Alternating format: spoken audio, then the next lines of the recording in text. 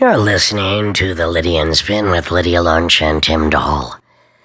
Today we have Heather Buckley, a punk icon who started writing at a very early age for Fangoria and Dread Central, always attracted to horror films and slasher films.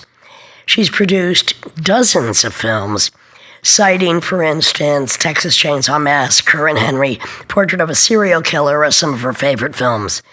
How she managed, by being such a deliciously dangerous-looking creature, female, young, articulate, and a bit intimidating, to actually produce as many films as she has is just a testament to her stamina and stubbornness. Please welcome Heather Buckley.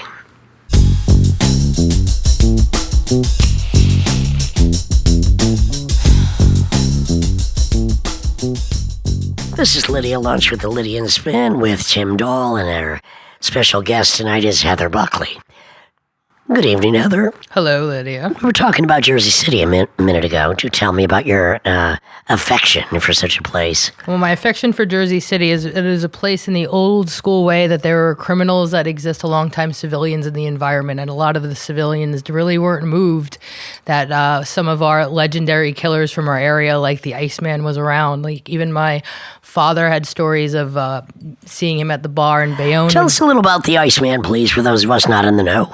Oh, people may not know. He was a contract killer and serial killer from Jersey City, born in the polar section. Oh, I don't even know. It's 40s? far behind me. I think it's closer to maybe the 70s. I would have to look 70s. All right. Yeah. So what he was notorious for being a contract killer? He was a contract killer for the mob, but almost it's very funny on the side that he was a serial killer himself, almost somebody for fun. Serial killer for fun. I want to ask you this because it's interesting to me that women who would not tolerate domestic abuse in the home are so attracted to serial killers, as I know you're very attracted to serial killers. So what exactly is the pull? Well, I think for me, there's a lot of, since the Ted Bundy tapes are out and the new movie, there's a lot of women in the world that are very attracted or interested in what's going on in all the murder podcasts. Well, hence the groupies for all kinds of killers, but I'm asking you directly. Well, for me, it's there's symbolic manifestation of sort of an apocalyptic way of being and sort of like a death figure in society. But mostly they kill women. They do. There's a happy face killer. They claim that there's probably a number of killers called. There's two happy face killers. There was one that would draw a happy face and blood on women's bodies, and then there was the one that killed about 100 frat boys, usually after leaving a party at the sites of usually rivers or waters, and then drew happy face on the tree. And they think it's a series of male killers killing frat boys. Collective consciousness, or just kind of a... Well, there is mass hysteria sometimes. Oh, yes, there is. But back to, I want to know more, like, why are we attracted to these killers? I was recently on a podcast trying to discover that myself about why I have always been, I think, and I still come back to, it's like they're images of death and images of sort of like the ultimate frightening freedom of humanity to do whatever you want to do, to destroy anything you want to destroy. And to me, I have to wonder in myself, it's like, is it that, having been a natural-born killer and murdering my twin in the womb, it was a male, is it the male in me that wants to kill the bitch off in me? Because basically, anytime I've been in a car with a dangerous man, they've thrown me out of it. And it's kind of the Dexter theory. You don't, unless you're Dexter, kill the killers. So I'm just trying to figure that out in my own psyche. And I think that the Ted Bundy Netflix documentary is very fascinating because you see, here's one of the most normal appearing serial killers who went on such a bender, especially after escape the second time. And basically, he's just murdering, as most male serial killers, they're always murdering the image of whoever, whether it's their mother or their girlfriend that rejected them. And I think that with women, it's a different thing. Women usually kill out of passion, their abusive husbands or fathers or boyfriends. Or in Eileen Wuornos' case, she claimed she was the bounty hunter for rapers. So it's fascinating to me that there's so many groupies for serial killers. But there's so many women that would not tolerate that in their own home, but yet have a fixation on it. There's theories about sort of men in cages or dangerous men in cages that if they're in prison, you always know where they are. There you go. Well, That's why I always keep a cage in my closet. Or sort of taming sort of these wild animals and having them in your life. Because again, that's why I think they're maybe attractive, not of the character, but it's sort of like a symbolic fantasy. Well, I want to go back to I think actually, I mean, I know in my own life, it's like when I've been associated or intimately involved with maniacs, pedophiles, or murderers, I always try to see the beauty in the child before it was battered that turned them into that. And there is a trauma bond.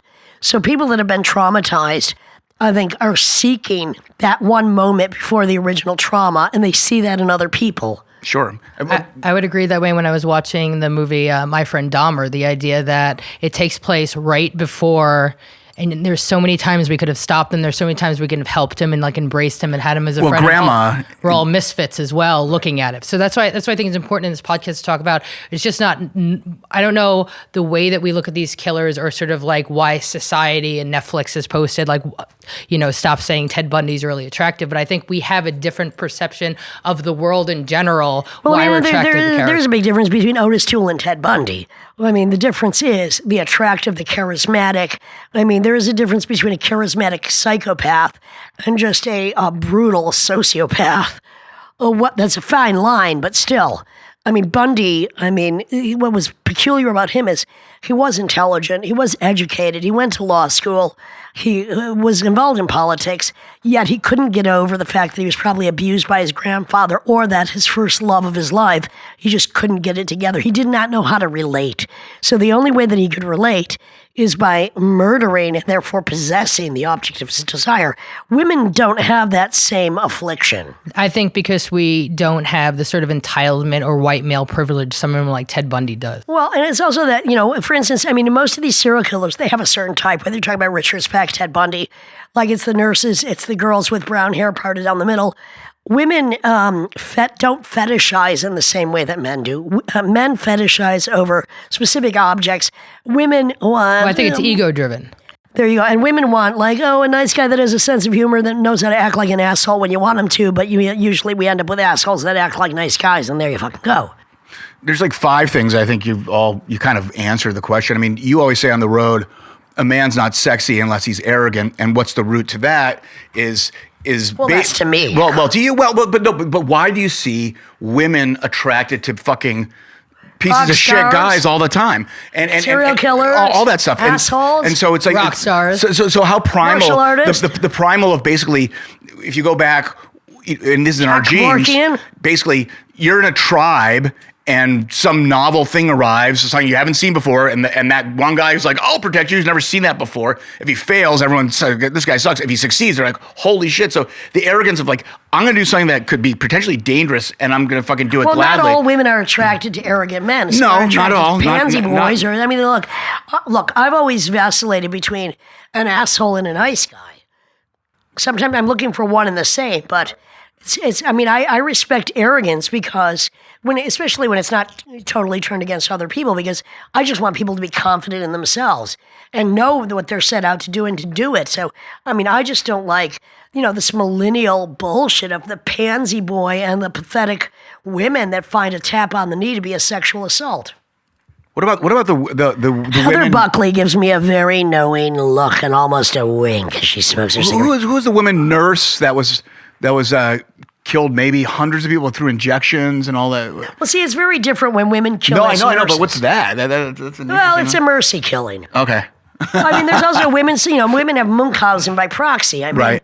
That's really a bizarre twist when women want to make their children sick so that they get symptoms. Also, they're not in love with Ted Bundy or these killers. They're in love with this fantasy. Because you're talking about the idea of like arrogance and men acting like assholes.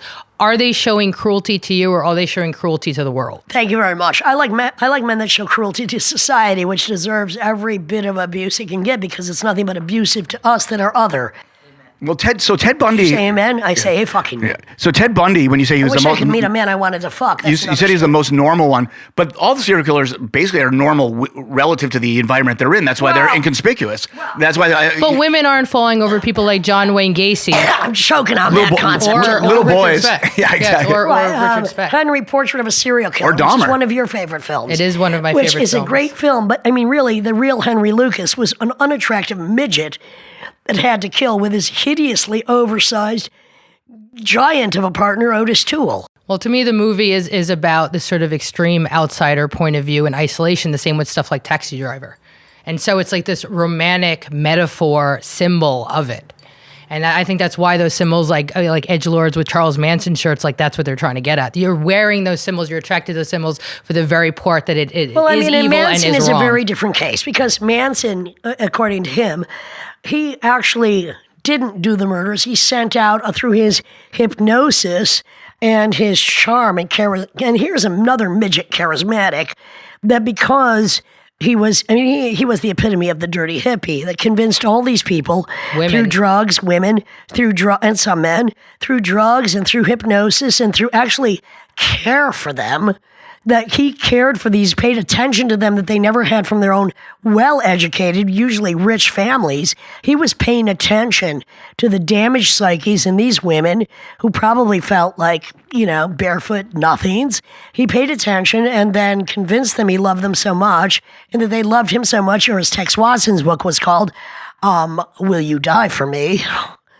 And also, he was trying to bring around a social change with Helter Skelter. I mean, this was a very convoluted concept, but he actually murdered for a higher reason than just to eliminate a few whiteys. He thought, and blaming it on the blacks, which failed, that he would bring about a social change and Helter Skelter would come down. I was just very fascinating. I saw a mini doc on Patricia Krenwinkel and the idea that she saw him as a boyfriend. They saw him, and I didn't know that. Ultimate boyfriend, lover, father, daddy, caregiver. Because their parents were basically ignored them. Yes, and he said, like, to paraphrase, it's like your children came to me. Exactly, and there you go. And that's a very different situation. And also, there was no blood on his hands. I mean, he managed to get the women to get the blood on their hands. But there's still do something witchy. There's still an attraction, though, to his image, and I think that's what we're talking about. They don't. Well, his poetry. Excuse me, I'd like to say there's an attraction to his poetry because if you've ever seen the Ted Schneider performance, he's an amazing poet, and I have a big sexy noise song called "God Is a Bullet," which has a lot of Manson quotes in it, like just a bunch of kids out of the ranch playing with themselves. I don't stand in judgment. No, man, you can't judge me. I don't judge any man. I mean, he had some good philosophies. It was just the way he manifested it was, it made his whole society aghast. And he did turn the Summer of Love into the Summer of Hate. And the Summer of Love was a failure anyway. So I have to give him that credit. Him and Papa John Phillips, the two dirtiest hippies alive at that time, kind of showed what a fraud the Summer of Love was. And it's actually part of what made my generation, at least, that and Kent State and Nixon, Vietnam War, made us the nihilists we were. Well, I think there's a lot of nihilism in these sort of killers that we find fascinating, because I go back to symbols of death, symbols of annihilation. Yeah.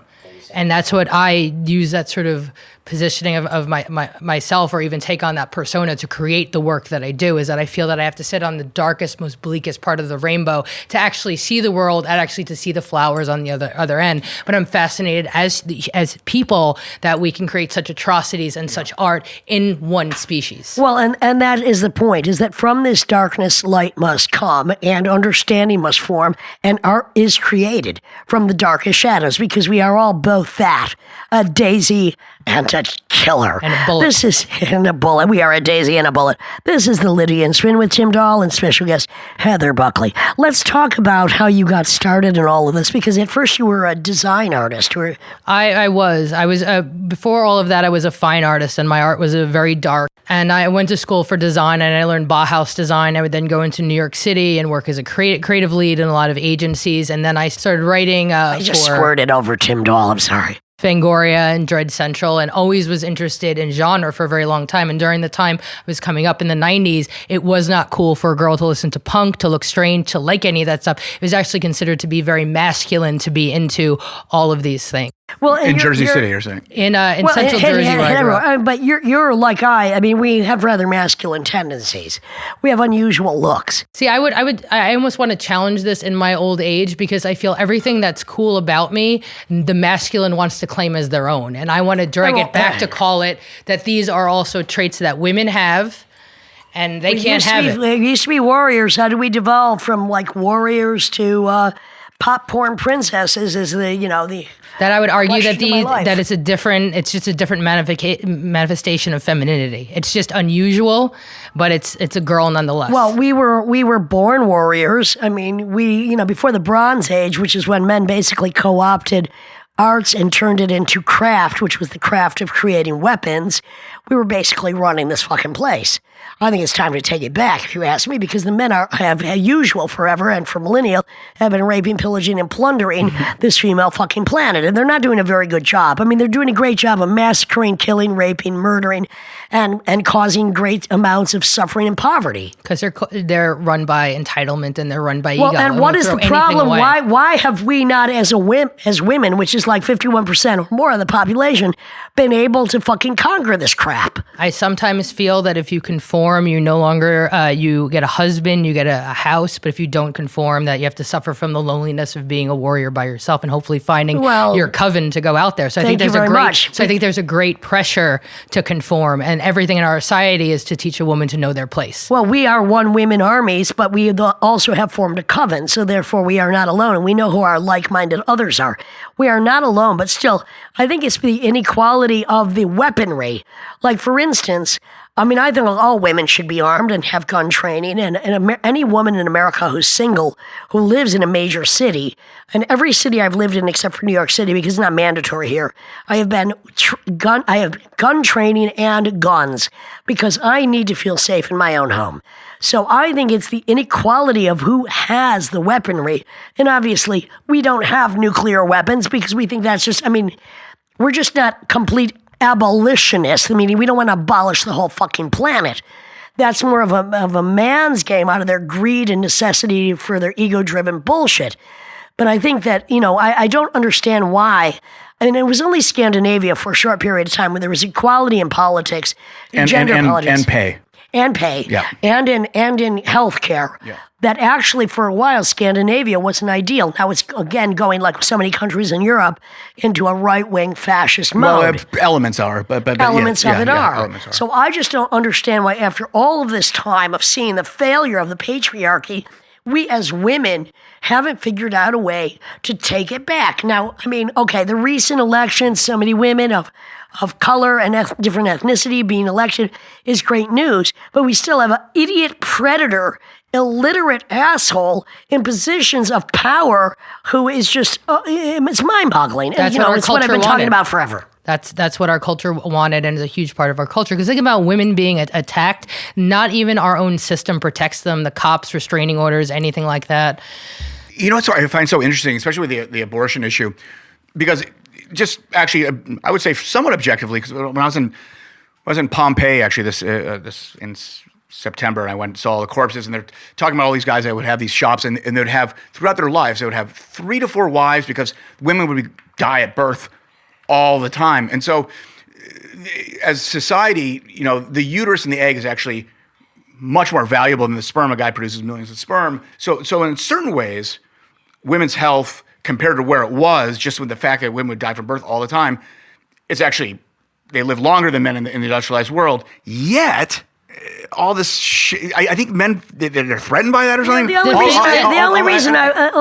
only reason I would need 3 husbands instead of 3 other wives, first of all, I prefer 3 wives. I'd have 3 husbands because not one of them fucking keep up with me or my fucking lifestyle. So, I mean, this has been wrong from the beginning of time. I mean, I'm all for sister women wives. Not a problem. Women want to be with women.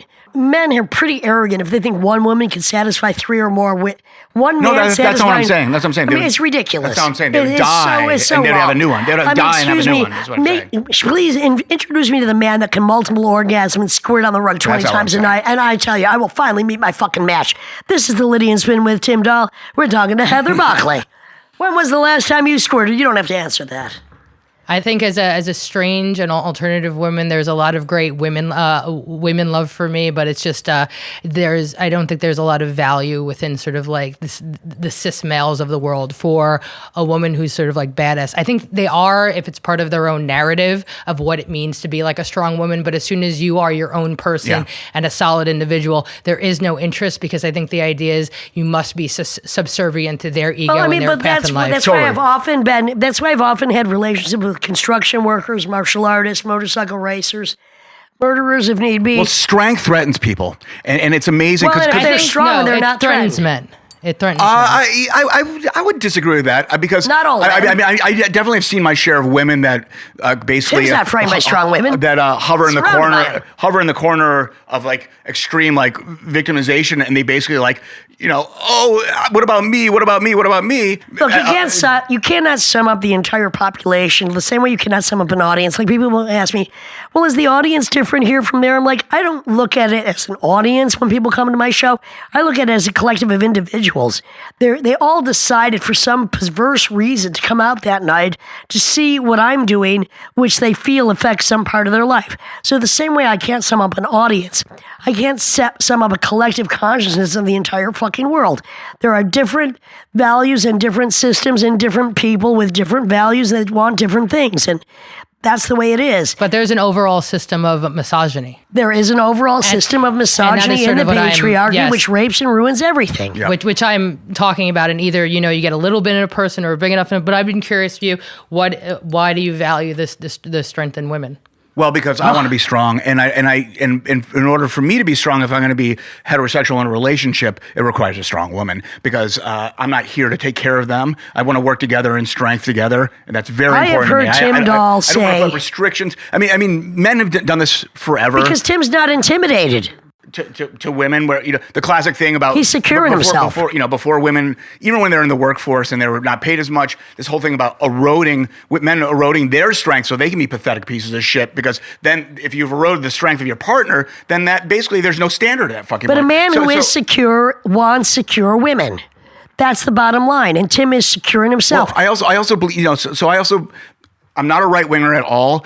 I have a little bit of a problem with the Scandinavian or the European left is basically like let's go to the level of because we want to be compassionate to the lowest element. I'm like, no, let's help the lowest element, but let's actually have some standards in the room. I mean, my cousin was a lifeguard, he said the first thing they teach you, if you fucking drown, everyone's drowning. So it's like at some point, like we're being killed, like from the top down. The last thing we need right fucking now is like, hey, let's all huddle together and be pathetic and cry. It's like, women, let's have some standards here, and let's actually demand these standards because we're already going against. If we don't do, we're already getting slaughtered. Like what the fuck? Well, I think the American condition. Because we've been sold everything with sex, because women have been used to sell everything with sex, yet we have like an amazing amount of rape and serial killing and domestic violence, because we've been fed so many lies, because we are really the massacres of the planet. I mean, we are just absolute. The colonialization of America was just mass murder incarnate. Because we are such hypocritical, falsely proclaiming we want democracy around the planet, yet we are the warmongers. I think they just want slavery. I think it's so convoluted, the American way of life, that people get very confused and don't know even what they are because they've been fed so much bullshit. So it takes a strong enough individual to realize, I'm not going to fall into this trap. I'm going to realize what reality is. I'm going to study some part of history, and we're not going to accept the status quo because it's bull fucking shit. Also, though, to break the chain of abuse, alcoholism, all these things, it's not easy, and it takes generations. And if you look at the most violent cities in the world, with the exception of ones in official wars, it's basically all the cities from South and North America, like the top 50. And we're so close to the blood. Look, America was founded by the annihilation of the indigenous people. I mean, we colonized and killed to claim what? I mean, they basically came looking for gold and they didn't find it because actually they went too far north. So we are natural-born killers by just the nature of the people that immigrated here. I mean, that's just. And I think it's People's History of America by Zinn talks about like the early diaries when they went to the country, and it's like, oh, they're so nice, the indigenous people, they're going to be easy to get rid of, and that's the first thought. They killed them by their fucking pollution. Now let's talk about. So you just came back from Sundance. Tell us about that. Sundance is a very strange and wonderful place. I was able to find a bunch of collaborators and like-minded people. Unbelievable. and congratulations. Yes, and was able to see at least two films in the madness. What were the good films that you saw? There was a film, Greener Grass, which is a combination of probably the movie Society, the suburban landscape of Edward Scissorhands, and the discreet charm of the bourgeoisie. And it's a critique on being trapped in suburbia, being the good wife, having kids, and this. It's very fascinating because it reminds me of a lot of the work that Anna Biller does with the idea of, because it's written and performed by two women. It's the trap of wanting to have that perfect life and the performance that you have to do as a woman and what you give up and the tricks you have to do to try to. And it's about finding your own identity. It's about, this is your identity, and this is the small sort of Arthur Murray dance steps you have to do within this identity within suburbia. And what was the other film? The other film was Adam, and it was about a transgender love affair. It was about a young man who pretends that he is transgender to fall in love with a lesbian girl. I thought it was a little bit problematic, and it's told by the point of view of the... What's problematic about it? Well, it's told by the point of view of sort of a white cis male who is tricking a lesbian character into love. So you're saying that the subject matter is problematic, or you don't think it's realistic, or the subject matter? I thought was problematic. But there are probably people like that. Most definitely. So if it's capturing that, well, I'm always trying to get gay men to fall in love with me. I don't know. I kind of feel something in common here. But go ahead. I thought it would be very traumatic in real life to do that to a woman, to pretend. Oh, probably would. But in movies, I mean, we can handle. What were you doing at Sundance yourself? Right? What were you doing there? I have networking. Corey Astraf. I have a little film company called The Production Company. We have a slate. I have my friend Jen's ex-movie, and it was just sort of like meeting and hanging out with people and people that I know in the film industry, sales agents, producers. So you've managed to produce like 140, am I correct, documentaries? I'm sitting here in awe. Thank you very much. You're almost blushing at that. I don't know. No, because hard it's for absurd. you to even believe. It is because I do docs on the making of films, and I've been doing that for 4 years. So here's a question I ask a lot. So especially with a prolific person like yourself, what's your ratio of your creative side to just the administrative logistic side? I mean, just to be that prolific and to be running around like that, I know as a touring musician, it's ridiculous. So I mean, obviously you're very talented. So how do you do it, in other words? I was always drawn to be creative and to get back to sort of like what a woman is on earth. It's like as a very strong individual that had a strong sense of my identity, which I think was it was encouraged by my grandparents and also my father, who was a construction foreman, like Vietnam vet, sort of raised my sister and I like soldiers. I always had this worth ethic, and as an artist, like a fine artist, the need to create. So if I'm given a project, I love to be in that world of setting stuff on the phone, calling, creating, and that's what I wanted to make my whole life as I was a young girl. And it may come from a tragic point of view, because I felt like if it's like I'm going to be sort of like a singular woman in this world, what do I have that I could make my entire life? And that was sort of like art, creating, setting stuff up, solving big problems, and just sort of getting those stories out there. Because my mother was a storyteller, my grandfather was a storyteller, and the old school tradition of going out there doing it. And these things, when I was young, helped me define who I am. So I feel like I'm always creating these things and trying to be example for the little Heathers in the world, because I needed people like Lydia and things like that when I was younger to see that. And it's like, I hope when I stand in front of movies and I do Q&As and I'm out in the world dressed the way that I do, because I still wear like by the way, Heather has like blonde and black hair. She's wearing like a punk rock jacket full of badges. What is your t-shirt? Excuse me. I see a goat. Oh, yeah, okay, the Satanic Temple.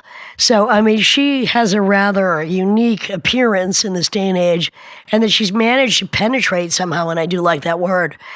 Not exactly mainstream, but she is at Sundance. She has done 140 documentaries. She is a producer. She gets things done. Relentless creativity, and will not be stopped. I won't. They can't. They just can't. They won't stop you. You've figured it out. It's what we do. Impressed.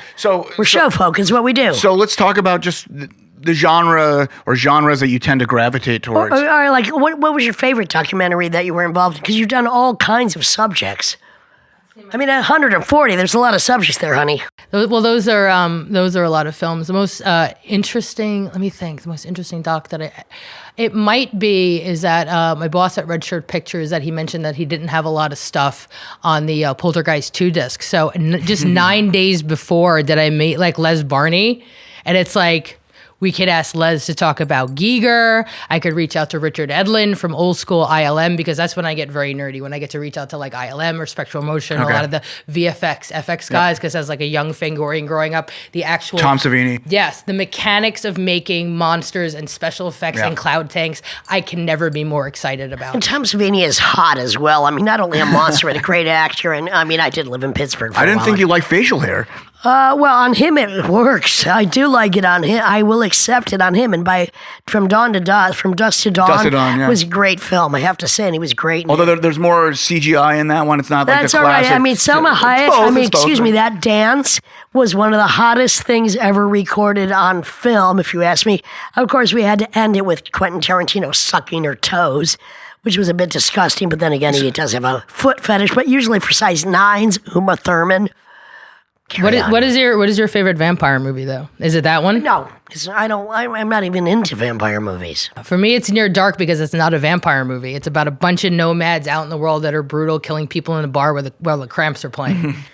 There you go. Female director. So I want to ask you, because you obviously cross over from, well, say the Savini school of like, coming out of Vietnam, extreme realism in the gore effects. In the video rental era, it starts morphing into and crossing with the comedic, slapstick, like I really don't like slapstick. I know you don't. I don't like comedy, and I like comedy straight up. I don't like it in music, and I don't like it in films. I know you don't, but you you appreciate both. I do. There's actually sort of there's movies that are comedies that have horror elements, like Young Frankenstein and What We Do in the Shadows, which are brilliant. But I actually like the very silly sort of movies, like My Best Friend's a Vampire, Return of the Living Dead 2, because there's such like a monster kid fun. Because if you show me Jason Voorhees or a zombie, I will have the same reaction if he's like if he's a scary creature or a cute creature. I have only love and affection and Valentine's hearts for every rubber monster out there, for every ghoulie, for Jason Voorhees from Part 7, who I think is the most attractive, to Norman Bates. Like, I affectionately love them because, again, Norman Bates, they come from my talking. section. Okay. They come from my sort of like graveyard aesthetic and my Halloween aesthetic. That I celebrate and love them. So when they're in like cute, cracked monster party situations, I'm very much in love with them. And also, even when it's not even why silly, do they have to be mean? They're also because a lot of horror people, like, they don't like horror, like they hate them. It's very controversial. Well, I hate comedy outside of comedy. I don't like it in music. But there's also palate cleansers. I mean, Sam Raimi will just have like a joke in the middle of all of it. That's fine. That's fine for you. It's fine for the kids. Maybe I'm a kid. My I don't know. problem is this: horror movies don't scare me. And it's like, you don't want to watch a fucking movie with me because I will be screaming at it. And I will scream at the women. Just ask him. Weasel Walter will not watch a horror film with me because I am screaming at the women. There's 3 of you and 1 of them. You've got 10 fingers. Put them in their fucking eyes. Because I guess I have no fear. I don't have fun. I also feel that you're not, and I actually wrote an essay this for a book, is I did a sermon about my sadness around Jason Voorhees and the idea that he's an outsider, like a disfigured child that they just let die, that the mother didn't care about, and the sort of the popular kids didn't care about. And now I have your attention now that I'm like 7 foot tall with a machete. Right. Now you could pay attention to me. Now because I'm a frightening sort of or Freddy. Freddy being mutated. Yeah. But I feel that when you look at these final girls, it's like I'm almost 6 foot tall in the way that I look. It's like I could face Jason Voorhees. These final girls are very small, like John Hughes kind of, teeny girls going after them. They're not Lydia Lunn. Put me face to face with any of these cartoon motherfuckers, and trust me, you would win. Well, thank you. You would win. And even Freddy Krueger, who's one of my favorite because he's so sarcastic. First of all, I know Robert Englund. He's not fucking scary. Second of all, Freddy is sarcastic. That's as far as I go. Third of all, I would have scalded his whole fucking body, not just his face. So I think because I'm not, like, horror disappoints me all the time because I don't get into the humor of it. I scream at the women, bitch! How could you let this happen? I don't understand, especially when there are like 2 or 3 women trapped in a basement and some maniac comes in. I'm like, are you shitting me? Really? You got 10 fingers. He's got 2 eyes. But usually within the slasher Just motif, saying. you have the final girl who finally takes him out. Destroys him. Yeah, well, Destroys as him. it should, Well, as it was in the beginning. Well, it was interesting when I was in Japan, 15 years ago. I went to a Japanese haunted house at a theme park, and I was like, wait a second, this is kind of different than what we have here. And then when I compare the Japanese horror genre to, let's say, the hyper-commodified American horror genre, and the hyper-commodified American genre is all about, like the whole, like, oh my God, surprise. If only. And then like, so in the haunted house in Japan, it's like someone just walking across a room, and everyone's like, oh, I'm like, what's so scary about this? It's like some like cultural image. And when I saw Ringu, Yes. and basically the phone's calling up, and it's just like, and I'm like, and all these Japanese people are like, oh, and I'm like, I just hang up the fucking phone. I mean, like, I that's think not a lot scary. of their work and their comics are dealing with a lot of surrealism and stuff on the corner of the eye. And I think movie like let's Jacob's get back to, Ladder I is know like what one that. of your favorite films is, Texas Chainsaw Massacre. Now, why that is to me ultimate horror is because that is real Americana. Those kind of people do exist. Well, it's Southern Grotesque. When I interviewed Toby Hooper about the film, I said, like, who's sort of, which side is America? And he said both sides are Exactly. America. Right. And let's not forget, I mean, just Texas Chainsaw Massacre 2, only because of Matthew McConaughey's role. And by the way, Part 4, if you yeah. haven't seen Killer Joe, now that's We were not just talking horror. about It's more of a that. thriller. I love Killer Joe. Matthew McConaughey is amazing. I mean, that I can relate more to something like, and it was William Friedkin's last film, that I can relate to more because then that's not horror. It's not even a thriller. I don't even know what to call it. What do you define it as, Heather? That would be one of my other favorite genres. That's like gothic noir, and that's the same reason I love Chainsaw because I love Killer Fred Inside Me. O'Connor. Excuse me, Killer Inside Me. Casey afflicted a damn good job considering he's such a little. Have you seen the Stacy Keach version? Cannot wait. It's an old school Stacy version. It's Keach. great. I mean, let's talk about Fat City. Yes. Now, Fat City with Susan Tyrrell and Stacy Keach Her was an role. aging box. Oh, Susan Tyrrell's finest role. Stacy Yes. Keach is an aging boxer. It's a John Huston film, I believe, right? She plays the sex worker character in Killer Inside Me in the Stacy Keach version. Amazing. Oh, I've got to see this. So, Fat City is a film by John Huston with Susan Tyrrell. Her absolute definitive role as an alcoholic, as they call her, the vomit voice. And Stacy Keach is an aging boxer who Jeff Bridges wants to train under. And it has the last 30 seconds of that film. It's one of the best moments in film history, I feel, when Stacy Keach has got a brain freeze. He's in a diner with Jeff Bridges, and there's a happy black old man behind the counter at a diner. And Jeff Bridges is like, why is he so happy? He's like, leave him alone. Let him be happy. And Stacy Keach gets a brain freeze. And all sound stops. You think the film is over. He's having a brain freeze. Life is going on behind him. This is one of the most definitive moments. Now, that to me is true horror. That is Boxer brain freeze. That is the movie that made Michael Ironside know he was going to be an actor. Well, and Susan Tyrrell, by the way, who I had some affinity. First of all, she's one of my favorite actresses, totally underrated. She was in Bad. Was she in Cry Baby? No, I don't think so. She was. She wasn't Cry She Baby. goes, paint up like trash. She's So Iggy Susan Pop's wife in it. Tyrrell, once I was living in Pittsburgh, and I was looking for people to read for my book Paradoxia, and Ron Athey said, call Susan Tyrrell. And Susan Tyrrell, I didn't know, had been to see some of my shows before one of my shows. Came with Benicio del Toro, who left with somebody else. She was howling and screaming like a mad woman.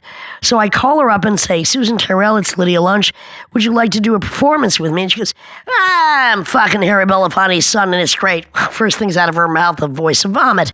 She was doing her one-woman show, My So-Called Career, so she couldn't do it. But 10 years later, she did. And she did it. Was one of the last performances of her life. She had alcoholic diabetes. Her legs were cut off in a wheelchair. And there is this video online, Susan Tyrrell reading from Paradoxia. One of the greatest moments in my life. Thank you very much. And I told her after the show, I'm like, we need to do something like Tennessee Williams together. And she just said, I hate Tennessee Williams. I'm like, you are Tennessee Williams. What are you talking about? Anyway, she was dead not long after. I was very happy I got to do that performance with her. I loved her very much in Forbidden Zone. I feel like girls was like amazing. us are born out of a witch's egg. What about Michael Ironside? You interviewed him. I did a live interview with him at Fantasia Film Festival, which is cool. in Montreal What year last was year. that? Oh, last year. That was last year, and Okay. it was like almost 2 hours of going through his entire career. And I remember when I did the pre-interview, he was watching Fat City, and he said there was a and I was watching and I was wondering which section inspired him to be an actor. And it's when Stacy Keach hits his head against a jukebox. He felt in that role that he would do it differently. And he actually ran out of the theater and threw up because he went, oh my God, I'm an actor, because he wanted to be a writer. Amazing. He wanted to be, it says, no, I'm an actor. And it completely changed his life. You seem to be very interested in the sequel genre quite a bit. I mean, I was looking at your stuff, bringing up things like Meatballs too. I mean, the sequels are always a funny fucking concept. Is that just random that you have this kind of interest, or you have a lot of jobs come to my way from distribution companies, and I just, because I think a lot of people sort of like you have the Criterion label, and they take all this time to document all these classic films, but I have a broader sense that every film needs that level of deep dive, because it was all these people that work really hard, and we can learn from every commentary, every single interview. And so I was telling people sort of the broad stuff that I'm working on with Kino Lorber, and I'm working on the Spike Lee collection.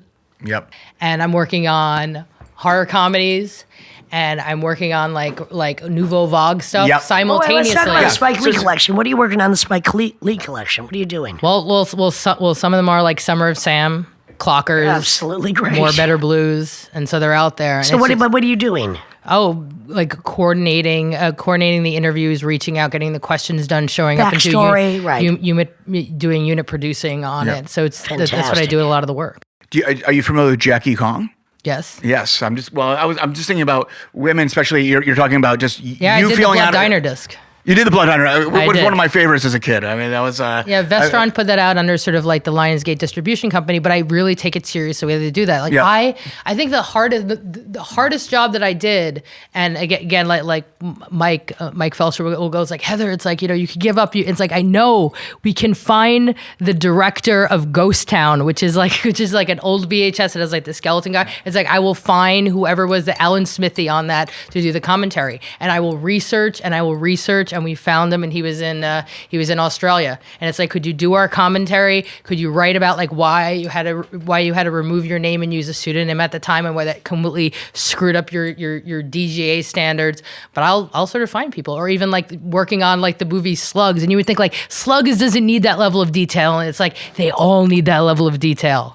They all need, like, I tried to find where the mechanical skull head was in Spain, but it's like the daughter didn't give us access, but I know it's there. But I tried and wrote letters to get everyone's story. That's important. Absolutely important. And this is what's interesting, because genre aside, Lydia doesn't like the joke horror, but the budgets on some of these things, the budgets on these things are often so tremendously low, and the innovation that comes out of just whatever the fuck. Well, it's the same in music and all of art. The innovation that has to come out of no budget is what has to come out in no budget. But a lot of it is like a sense of outsider art as well. Absolutely. But also in the horror genre, I mean, how many low budget horror directors have become the biggest blockbuster? I mean, I'm thinking... I don't know, how many? Well, Sam Raimi, Peter Jackson. I mean, there's only few blockbuster directors at all. And many of them started in just a low-budget kind of art school horror thing. This is the Lydia and Spin with Tim Dahl and special guest Heather Buckley, producer, all-around hard rockin' chick who likes to investigate the underbelly of outsider art in all formats, especially film, has produced 140 documentaries, and is just basically not going to stop. So, Heather, what's next? Well, I just got off the whole film fest run last year with my first feature narrative that I produced, The Ranger. And tell us about The Ranger for a minute. The Ranger is a punk rock slasher film about a feature length. It's about a bunch of punks. They have a run-in with the law. One of them stabs a cop and goes out on the lam in upstate New York in the mountain ranges. And then there's a pink-haired girl in it who's the lead punk rock girl, and she comes across this authority figure from her past, and it unravels a lot of murder and mayhem with like a full soundtrack with the Avengers, Grimm, and the authorities. So what was your position? What did you do to get this film made?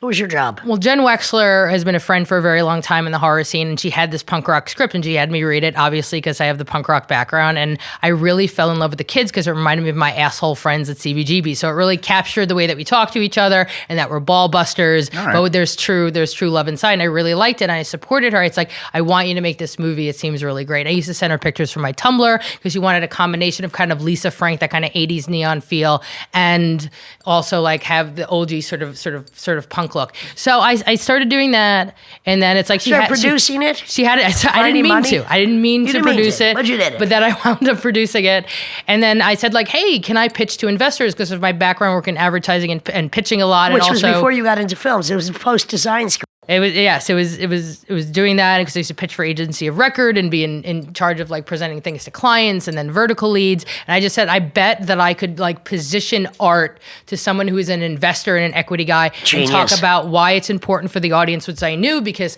my social media, there's a lot of the audience on there. I wrote about horror and genre for 10 years. I was sort of part of the community since I was 13 years old of loving horror, reading Fangoria. And what magazines were you writing for? And we were writing for Fangoria. I was writing for Fangoria and Dread Central as my key ones, a little bit of Diabolique. Yeah, just because I wanted to while I was doing my work in advertising. It wasn't until someone, I believe at Fantasia Film Fest, wanted to know what my day job was. And I told them and they went, you have to be a producer. You have a full marketing background and cross-disciplinary management and the idea to like pitch and the idea to do all the feedback cycles. So that's why I was always curious when the movie The Ranger came. Because again, I just wanted Jenn, my really close friend, my sister, to make the film. To live out her dream because life is fucking short. And if this is the thing she wants to make, let me try to help her. And I was never produced. I never wanted to be. I said, can I pitch to an investor? And I pitched to an investor and he was interested. And she went, Heather, do you want to be a producer? There you go. And I was very flattered because it was for Glass Eye Picks, Larry Fessening's company. And for me, I look up to him. He's nurturing is great. Well, that's a respectful gift. And guess what? You live up to it. It's amazing when those things happen. Someone says, hey, do you want to do it? And I was able to like shoot at Don Pedro, get Rotten UK to come down, have all my friends come to the audience. I was also know like for the look and feel and the gear that everybody should wear and sort of get the soundtrack together and just do stuff along the lines like get the wolves, get the picture car, do visual effects supervision. And I like it because I like solving problems and I like making things. And that's like almost I can relate. And film is literally the impossible. So I like telling me I can't do it and it isn't possible and that I will do it anyway. Okay. And that you're doing successful. it. You're doing and then it. I did the marking for it as well. And there was a lot of affection and love for like a little film. There was just such love out there, and it got into Redbox. It's at Walmart. You can buy the discs online, and it did such a huge film fest run because people were excited by the movie. And there was a lot of punk rockers at these film festivals that went, yeah. I don't know why punk rockers like to look at ourselves all the time on screen, but if you present a bunch of folks, it's like, yeah, we need to play this. And they had parties for us, and they had local punk rock bands play at different film festivals. So it's a really lovely thing because it's important to me because the whole reason I look this way is when I was 13 years old, I rented a movie Fear No Evil, and I heard the fucking Sex Pistols, and I said, what is this music? It was like 1988 because I have the cassette my friend made mixtape, 1988, and go, this sounds exactly like I do inside. Now I saw people looking that way when I was younger, and I was fascinated with it. And I would read Harper's Bazaar and a lot of the fashion couture magazines with the crazy makeup and the corsets and the hair and the fetish look, and it's like I just was in love with it. And then when I saw what the Sex Pistols look like, it's like it's the aesthetic and feeling that I have been chasing my entire life. Well, and you're clearly, and why you have success in this is that you are very sensitive to aesthetic and you recognize the variations of aesthetic associated with different demographics, blah, blah, blah. And I'm thinking why that's one reason why you're actually kind of open-minded. When Godzilla with Matthew Broderick came out in the 2000s, it was a total disaster in Japan because the studios in LA didn't realize the crappy little monster suits was a genre in itself, and that's what they wanted to see as opposed to the CGI. Well, I love monsters and I love stories. I mean, as I mentioned, like one of my favorite movies when I'm sad to watch is Ghoulies 2, which I think is wonderful. But I do not feel, because of my horrific punk rock nihilism, I don't think I can make art that's fun. So I like that someone else making that, but I like, serious stuff that's about identity, things that are that are an observed look on humanity. When I look at people's scripts, I go, where are you in this story? I want your direct recollection of what you saw in the world in these stories, even though those characters aren't you, because I want to observe reality, because I'm also interested in philosophy. I want to understand the world. I want to understand your desperation, your sadness, your fear, and your mourning through that. And it was very funny, some of the notes that I gave in The Ranger, it's like, hold on the kill a little longer, because you want to stay with that character and stay with that mournfulness. And by the way, I have to say that when I gave Heather my script to read, which I'm trying to get developed, produced, she had very insightful instructions about what needed. And it was bizarre because what she said was, really, there needs to be more tenderness in it, which you would not imagine coming from this hardcore, hard rock, hard punk chick. It was very it really illustrated a lot to me. She just had an insight, and so which is very different from what you would perceive.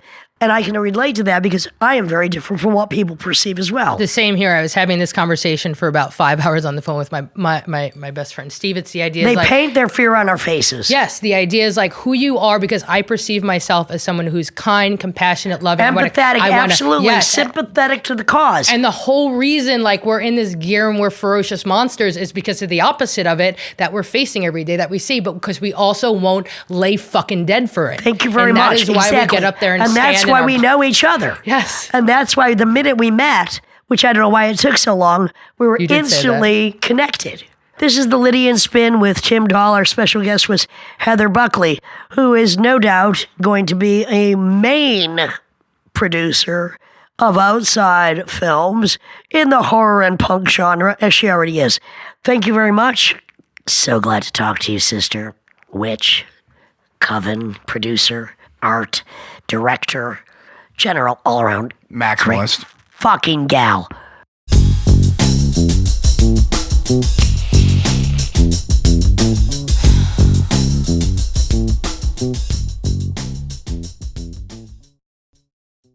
You've been listening to the Lydia and Spin with Lydia Lunch and Tim Dahl and all those fantastic guests we've had. I know you love it, so why don't you share it? Rate it wherever you listen to it. Pump those numbers up, motherfuckers.